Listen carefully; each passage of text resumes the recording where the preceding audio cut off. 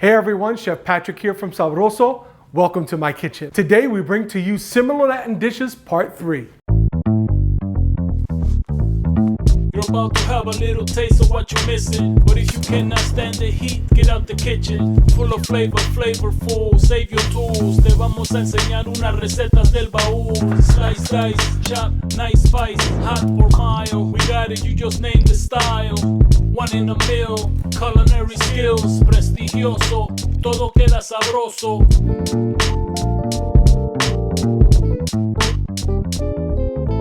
So today we're making tamales, Mexican style and Guatemalan style. Let's start with the ever popular Mexican tamales. These tamales are made of masa harina, which is corn flour, and are wrapped in corn husks. But to that, I'm going to add some actual corn. I'm using a Peruvian style corn, which has much bigger kernels. As you can see, kernels are huge, right?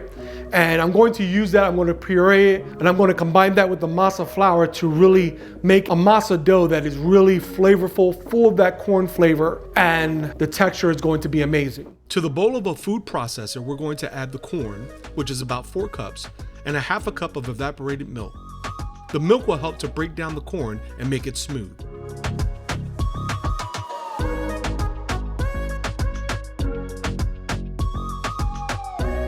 Make sure to scrape down the sides of the bowl.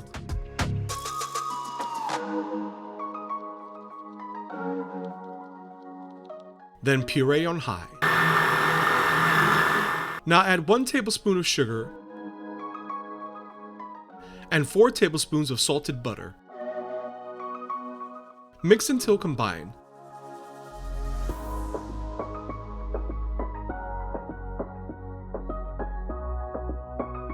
The mixture should look like mashed potatoes. In a large bowl, add 1 cup of the masa harina and 1 teaspoon baking soda.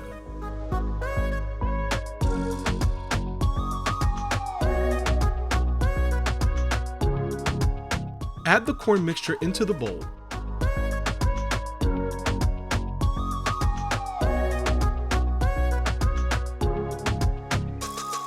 Add 1 tablespoon of olive oil and mix to combine.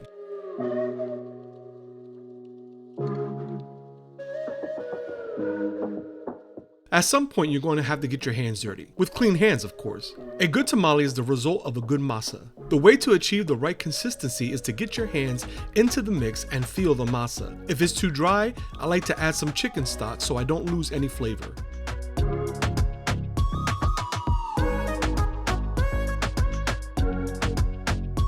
Add enough stock until the masa easily passes through your fingers.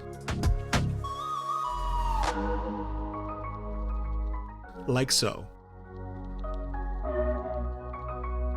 Now let's prep one of the ingredients for our filling, poblanos. Over an open flame, place the poblano peppers directly on the burner to char the skin. Poblanos are a mild variety of chili peppers used in Mexican cuisine.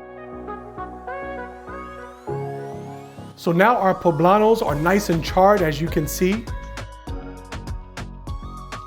And so now we're just going to put those in a bowl and we're going to cover it with plastic wrap. And that's going to help the poblanos steam, and that skin is going to tear right off so that we can just use the flesh of the poblano. After about 10 minutes, uncover the chilies, which have become soft and pliable, and begin peeling off the skin, revealing that beautiful flesh of the poblanos. Now let's talk about the wrappers for the tamales. When we're finished with our masa, we're going to envelop them in these corn husks. These have been pre-soaked, and then I'm going to dry them off, and then I'm going to apply the masa, the filling, and then I'm going to enclose them, and then we're going to steam them. Spoon about 2 tablespoons of the masa onto the center of the corn husk and begin to spread out all the way to the sides, but stopping about ½ inch from the top. You can add any filling you want. I'm adding some shredded pork that I cooked yesterday. I'm also adding the poblanos that I sauteed with onions, garlic, and cumin. Topping that off with some Oaxaca cheese that looks like mozzarella and shreds like string cheese. Now take the two sides of the corn husk and bring them together to enclose the filling, leaving an inch to fold over and seal the tamale. Take the tail end and fold it up. Now some people tie it and some people don't. To tie, just take 2 strips from an extra corn husk and tie them together. Then wrap it around the tamale and secure them with a double knot.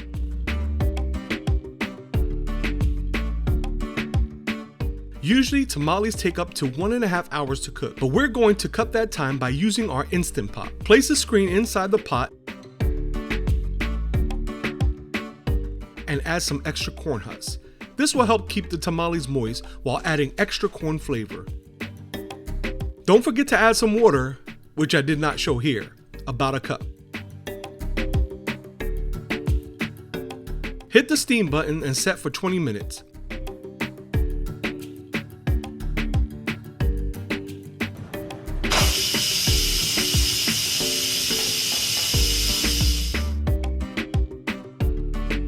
Make sure to let the tamales cool down before unwrapping.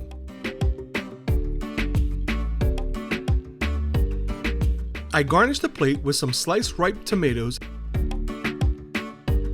and avocado, and a spoonful of my tomatillo salsa. You can find the link above for the recipe. Now let's taste. Sabroso. Now on to the Guatemalan tamale, which is prepared a little differently. Here, let me show you. First, let's make the sauce. Preheat your oven to 400 degrees. I'm cutting 2 large tomatoes into large chunks and adding them to a baking sheet.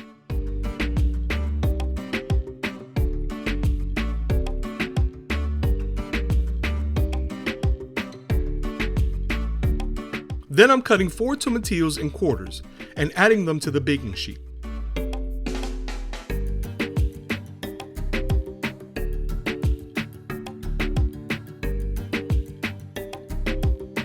I have 4 cloves of garlic that I've peeled. They go onto the pan as well. Add about 2 tablespoons of olive oil. Then add a pinch of kosher salt and a dash of black pepper. Toss until evenly coated. Place in the oven for 20 minutes. In the meantime, in a sauté pan set over medium heat, add 1 pasilla chili, 1 ancho chili, and 2 guajillo chilies. Toast for 5 minutes. Remove and reconstitute them in hot water. In the same pan, we're going to add 1 tablespoon of pumpkin seeds and 1 tablespoon of sesame seeds, as well as half a cinnamon stick. Toast them for about 3 minutes over medium heat.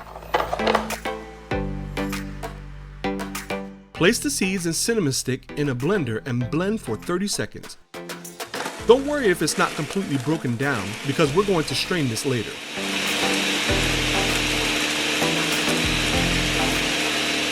Add the reconstituted chilies,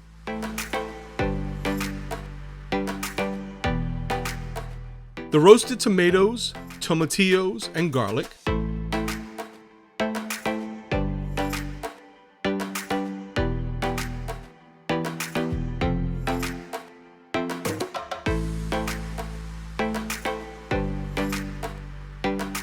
and a half a cup of chicken stock. Season with salt and pepper.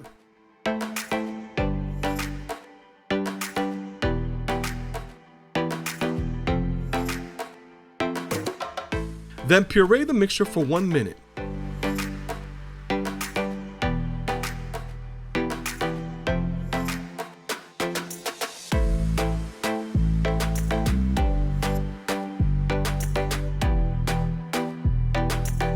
Remove and pour into a bowl that's fitted with a fine mesh strainer. With a spoon, separate the liquid by stirring the mixture until only the pulp remains in the strainer.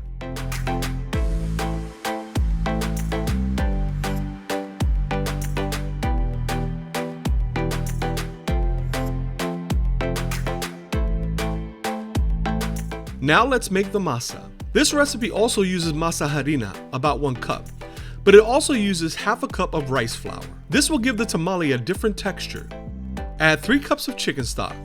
You can use water, but I like the flavor of the chicken stock. Whisk until combined.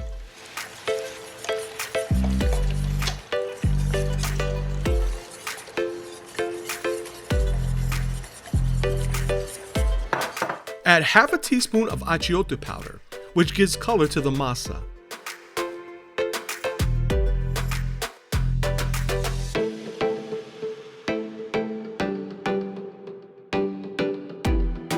Bring to a boil and continue to whisk as the mixture thickens.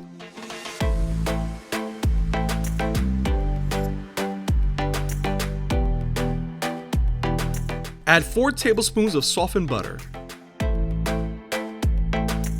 and about 1 to 2 teaspoons of salt according to your taste. Continue to mix until the masa is the consistency of porridge. Now let's assemble. Guatemalan tamales are wrapped in banana leaves that have been blanched in hot water. Mound 2 large spoonfuls of the masa onto the banana leaf. I'm adding some shredded chicken that I cooked with the sauce that we made earlier. Guatemalans like to add green olives, capers, and raisins. A strip of roasted red pepper usually tops it off, but I didn't have any, so yeah.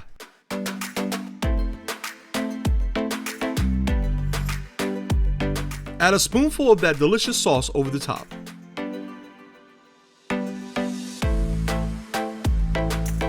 Bring the 2 sides together and fold 1 half to enclose the masa and filling.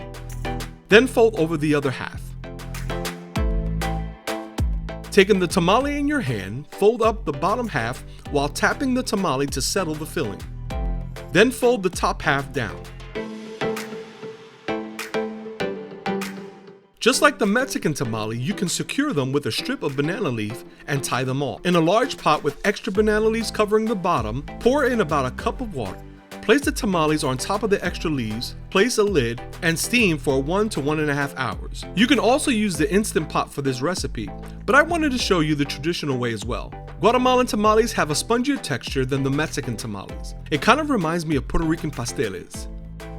To serve, I'm spooning some extra sauce on top.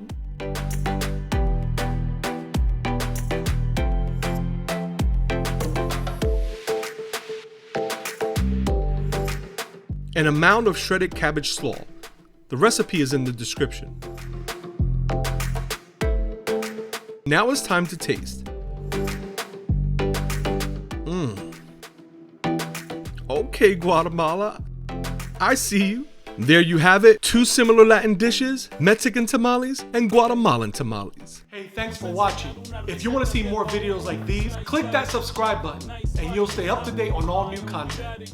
And remember, food can look good, but if it doesn't taste good, your cooking is in vain. So make it sabroso.